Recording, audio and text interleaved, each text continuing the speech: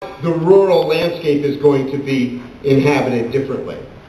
We have equal fantasies, by the way, about cities. Many of them follow the kind of utopian pattern of things like Arcasante, and they're based on ideas like megastructures, you know, the Buckminster Fuller megastructure type thing. And I think that we're going to be very disappointed about how that works out. In fact, I'd go as far to say that you can expect a comprehensive contraction of all of the American cities, because we're not going to be able to support these metroplexes in the new energy-scarce regime. And it's going to be a very disorderly process. You know, another one of the interesting assumptions that we see around the country is the idea that we're entitled to an orderly transition among all our other entitlements. You know, that getting from point A to point B is going to be orderly. And by the way, this, you know, you can state categorically where a lot of this is coming from. It's the very interesting infantilization of the American mind.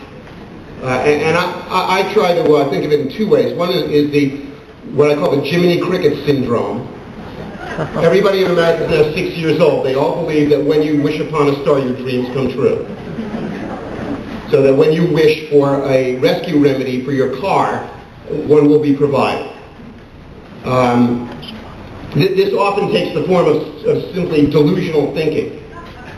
And a lot of that delusional thinking is coming from the basic misconception that energy and technology are the same. And that if you run out of one, you just plug in the other. Run out of energy, just plug in technology. But I saw this demonstrated beautifully. If anybody's heard me talk about this before, I'm sorry, but it was very pungent. I went to the highest level of high-tech enterprise in America to give a talk. That was Google. I went to their auditorium in the suburban wastelands of Silicon Valley. And,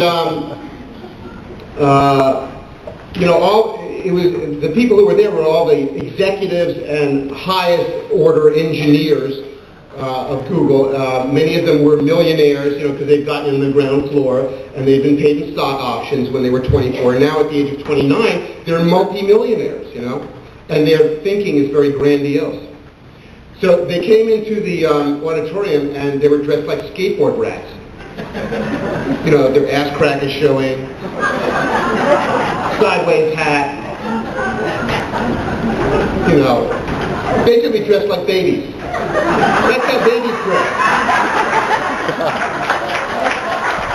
That is how babies dress. Babies have large torsos, so they wear shirts that appear to be oversized, and their pants fall down sometimes, and they don't know how to put their hats on.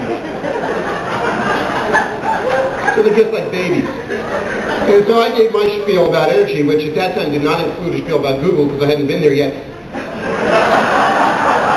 And when we did the questions and answers, there were no questions, there was just one comment, you know, from everybody. 17 different people dressed in, you know, sideways hats got up and said, oh, like, dude, we've got technology.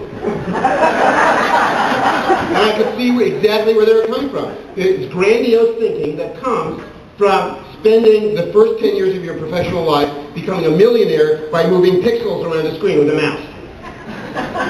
And that then leads to the eyes of the grandiose thought that you can solve any problem in the world from moving a pixel around the screen with a mouse. And that's not the way things are going to be happening.